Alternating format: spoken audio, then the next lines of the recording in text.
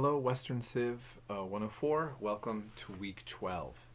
So, here we are moving along. We're getting closer and closer to the end, and we are learning so much applicable information to the modern America, the modern world, and this is coming out of Western civilization, what we're talking about and covering in this class.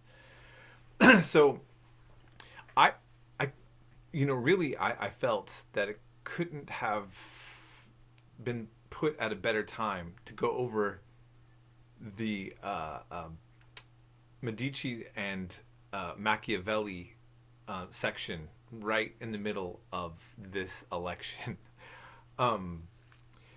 Because it really gets you thinking, right? I mean, so first of all, I think what you're going to really appreciate, for those of you who are already watching these video clips, is that political philosophy really deals with things such as how to win and have a strategy.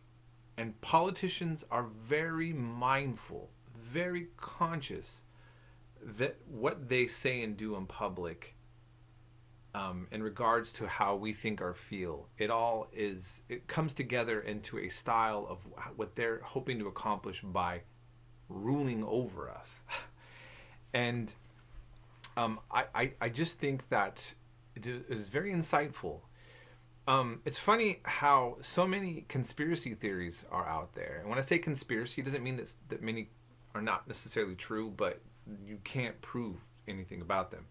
Well, we have documents like the Prince, and we have commentary coming out of these movers and shakers and politicians that are saying, yes, we think like this. This is a strategy on how to dominate, really, the political life. So think about that in terms to what we're seeing now, whether it's on the political left or the political right. And then the idea of wealthy people that contribute to arts and culture. And the idea that wealthy people, even if they are shady, now, and I'm not saying all wealthy people are shady. I'm talking about the fact that there are sometimes very, very wealthy individuals or, sometimes families that have a political vision, a cultural vision, and they're willing to spend a lot of their own money to make that happen. So now we have controversial figures like George Soros. We have Bill Gates. We have the Koch brothers. There we go. We have these rich, powerful people. Bloomberg's another good example. From the left and the right, that will put money into political organizations and into cultural events, promoting a way of the world of which they think. So, we get these conspiracy theories all the time about these shadowy characters that are always doing something from behind. The reality is if people have lots of money, they can always fund and support things that they want and make it happen. The conspiracy is money. It's not a secret cult behind closed doors. It's the idea that, think about this. If I said, hey, I'm going to start a religion where everybody has to wear red, and we pop balloons as a ceremony in our religion, and we pass a banana around, and then once it's finished, we just we pass bananas around during services. Some weird random thing I'm just coming up in my head right now. But if you gave me $1 billion to make YouTubes, pamphlets, events, support musicians, or make a product to sell this, would I be able to get members into this? We all know the answer. Absolutely. You can come up with the most random thing. You give me lots of money, that's how it's going to spread. Look, in the Islamic world, Saudi Arabia's influence and the style of Islam has not historically been that influential. In fact, very alienating for a lot of what we would call mainstream Muslims.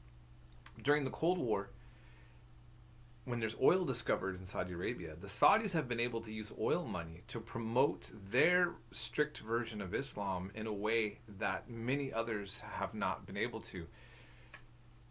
And so sometimes when, I see like experts on TV and they're trying to understand, well, what's going on in Saudi Arabia? Let's all buy a Quran and read it, and we'll take a look at the Quran.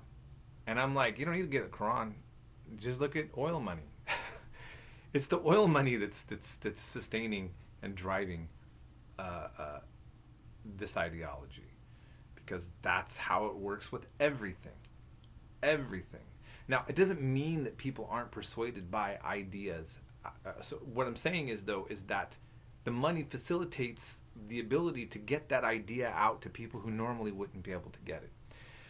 And so here we are looking at the way that American politics are now. I mean, let's all face it. No matter what side you're on, that's all big money. And I'm just going to end it here to say, when anybody accuses one side of being radical socialists, Marxists, and simultaneously talks about Hollywood elites and corporate elites, this doesn't make any sense. Marxism was about being against capitalism, a conflict with landowners and the powerful.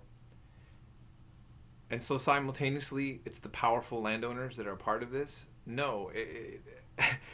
I mean, there's a reason why and how that idea spread into our modern political discourse.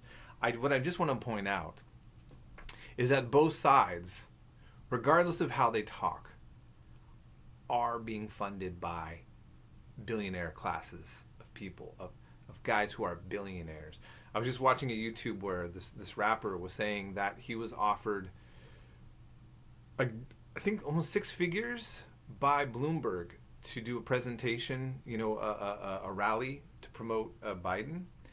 And he's known of other rappers that were given that kind of money by the Trump campaign to try to come out there and rally up people and sponsors. So musicians are getting bought off to even put their face onto a certain political leader.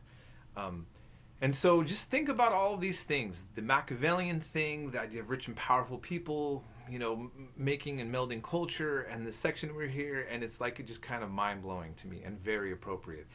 And I think it helps us create our cynicism and our skepticism, being grounded in things that are actually much more tangible than looking into shadowy organizations, that we can't see, deep far away, the deep state, this weird secret cult behind the scenes. No, it's all out in the open. It always has been.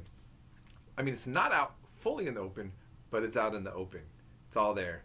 And, I just think that we need to think about it that way, and think about what we allow ourselves to be kind of duped into or buy into, that's right out in front of us, that we could, if we just paused, if we became mindful, we would be like, oh, yeah.